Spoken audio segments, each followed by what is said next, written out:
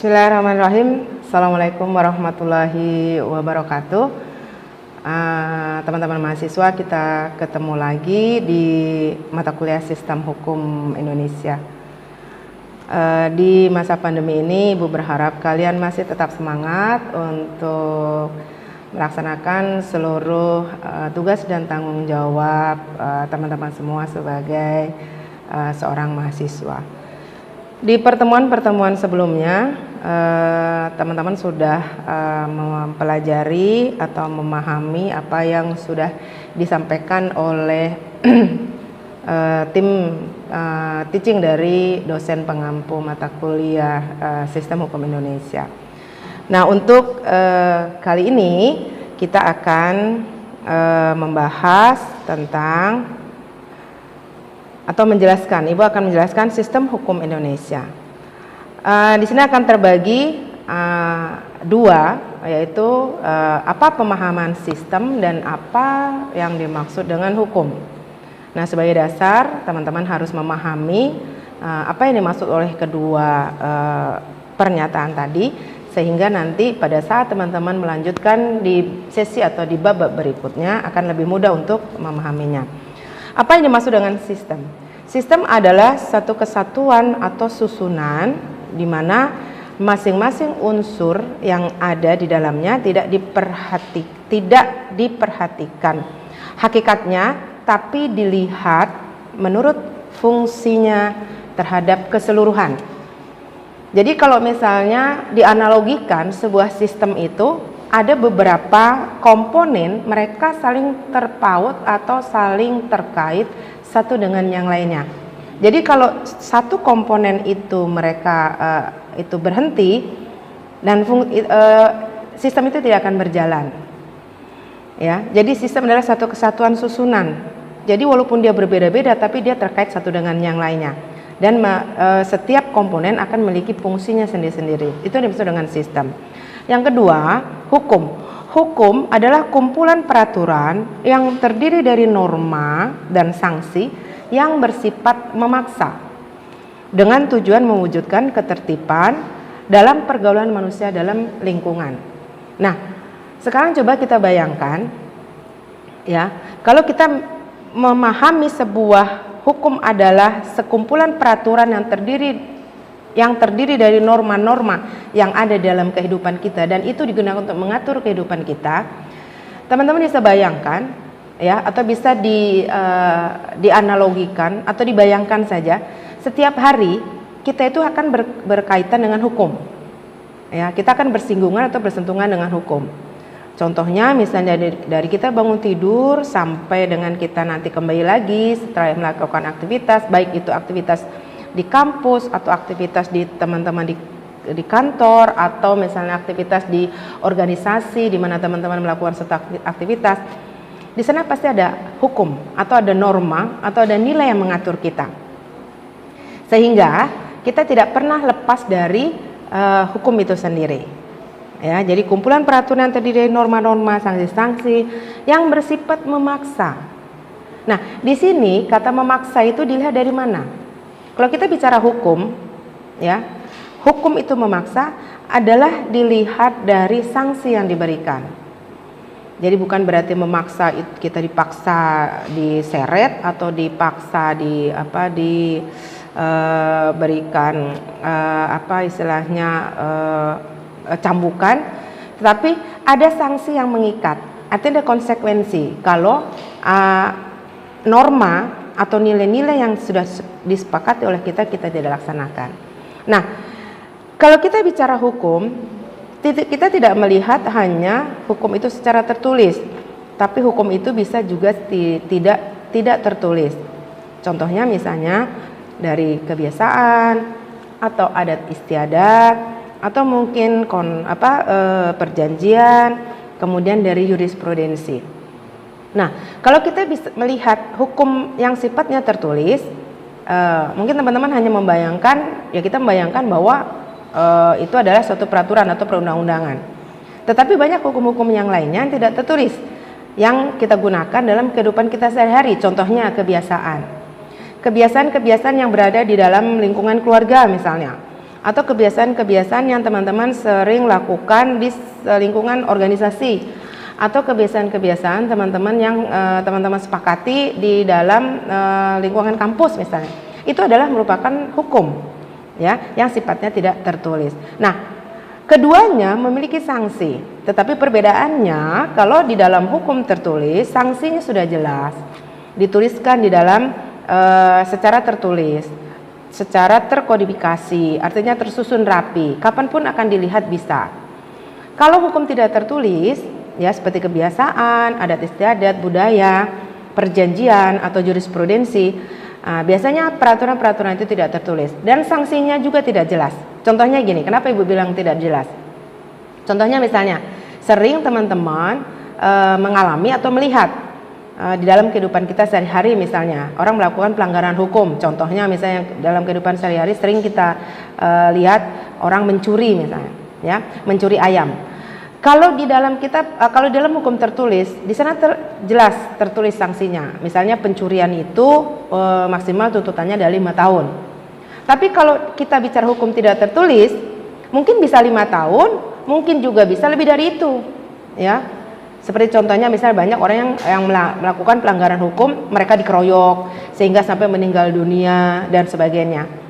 Sehingga kalau misalnya teman-teman tahu, memahami, ya, bagaimana kita memperlakukan aturan-aturan itu dalam kehidupan kita sehari-hari, sebenarnya kita harus lebih waspada dengan aturan-aturan atau hukum yang tidak tertulis, karena di sana sanksinya tidak jelas dan apapun bisa terjadi.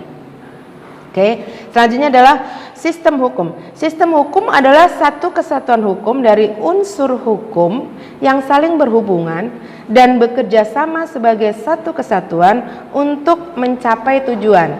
Seperti yang Ibu sampaikan tadi di awal, satu sistem adalah beberapa komponen yang saling terkait satu dengan yang lainnya sehingga ada ketergantungan.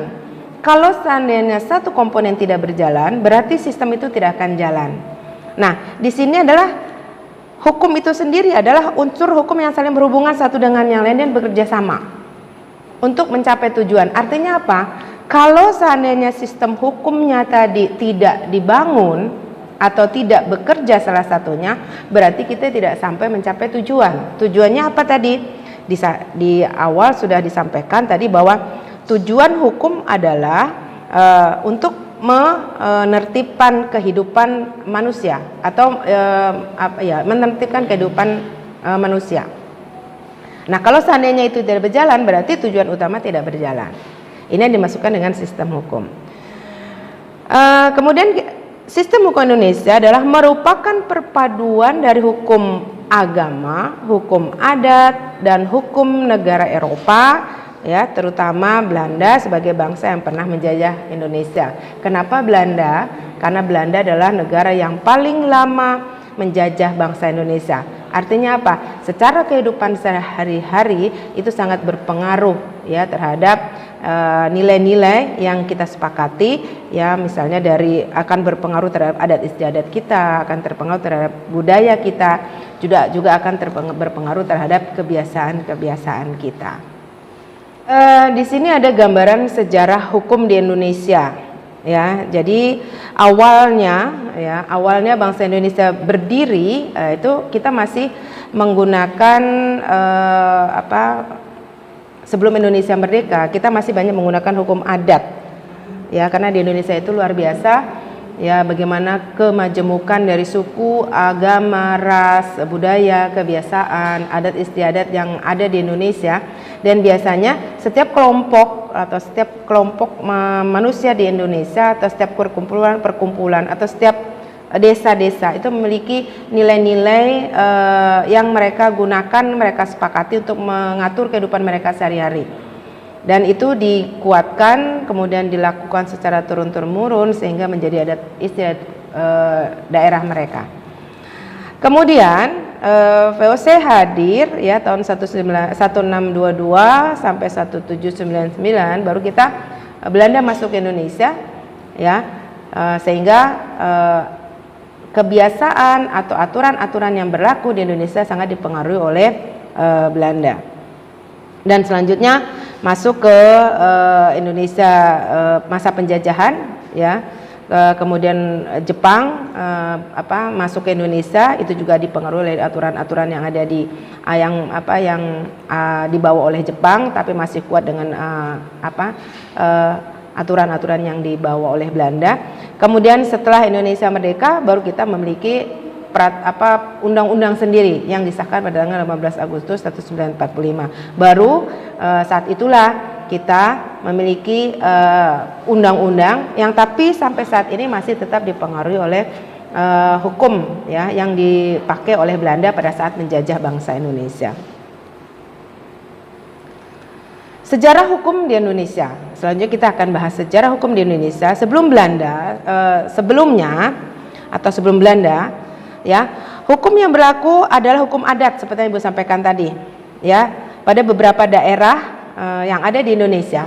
Kemudian yang kedua adalah hukum Islam, ya, dan hukum adat berdampingan dalam kehidupan bermasyarakat di daerah, ya. Adat bersendi atau syarat-syarat, ya, yang bersendikan kitab pula, artinya kitab-kitab yang dibawa oleh agama Islam ke Indonesia. Kemudian hukum yang berlaku pada masa VOC, itu pada masa Belanda, yaitu pada masa penjajahan Belanda, yaitu pada tahun 1642 disusun plakat secara sistematik yang disebut dengan Statuta van Batavia, ya, dan mulailah di sana bagaimana pengaruh kekuasaan Belanda di Indonesia sehingga mempengaruhi hukum-hukum mereka juga yang diterapkan kepada bangsa Indonesia. Kemudian adalah hukum adat dan pribumi. Yang selanjutnya adalah hukum perdagangan. Yang selanjutnya adalah hukum pendatang dari luar Eropa. Di masa penjajahan pemerintahan Belanda pada tahun 1800 sampai 1842, di sini tidak mengganti peraturan yang berlaku di Indonesia dalam pergaulan hidup ya sama pribumi, artinya suku asli bangsa Indonesia.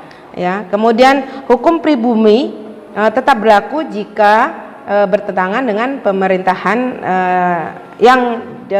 artinya hukum pribumi tetap berlaku jika bertentangan dengan pemerintahan yang berkuasa pada saat itu. Jadi kita masih tetap menggunakan hukum adat istiadat.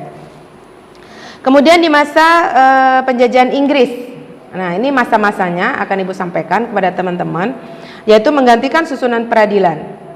Kemudian Raffles tidak mengganti hukum yang berlaku pada pribumi, artinya mereka memberikan keleluasaan kepada setiap daerah untuk menggunakan hukum adatnya masing-masing. Kemudian anggapan hukum yang berlaku adalah hukum Islam, karena di Indonesia adalah mayoritas masyarakat Indonesia adalah beragama Islam, sehingga aturan-aturan yang berlaku di Indonesia itu sangat kuat dipengaruhi oleh hukum-hukum Islam. Selanjutnya, Inggris menyerahkan kembali kepada Belanda pada tahun 1816 sebagai hasil konvensi di London, yaitu tahun 1814. Dan kemudian kembali ke pemerintahan Belanda. Nah, di sini ada peraturan, yaitu satu peraturan perundang-undangan yang mulai tertata dibagi dalam 3 masa, yaitu masa Bestuurlijke Regering atau BR, yang kedua adalah masa Reglement atau RR, kemudian masa Staatregering atau IS.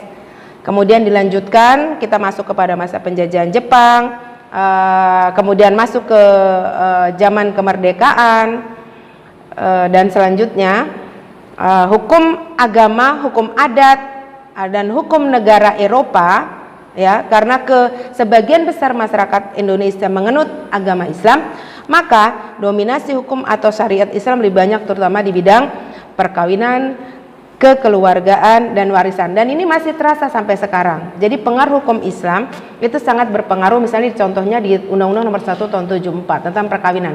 Itu masih sebagian besar hukum-hukumnya adalah mengadopsi dari hukum Islam. Kemudian selain itu di Indonesia juga berlaku hukum adat yang diserap dalam perundang-undangan atau jurisprudensi yang merupakan penerusan dari aturan-aturan masyarakat setempat dan budaya-budaya yang ada di wilayah Indonesia. Nah, Silakan teman-teman nanti bisa mencari referensi banyak dari literatur buku atau jurnal atau mungkin informasi-informasi yang lainnya, dan sekarang lebih mudah untuk mencari informasi itu untuk bisa diperbanyak sehingga untuk menambah wawasan teman-teman semuanya. Untuk sesi ini Ibu cukupkan sampai di sini. Nanti bisa kita lanjutkan dengan diskusi-diskusi di sesi selanjutnya. Terima kasih banyak. Salam sehat selalu. Wassalamualaikum warahmatullahi wabarakatuh.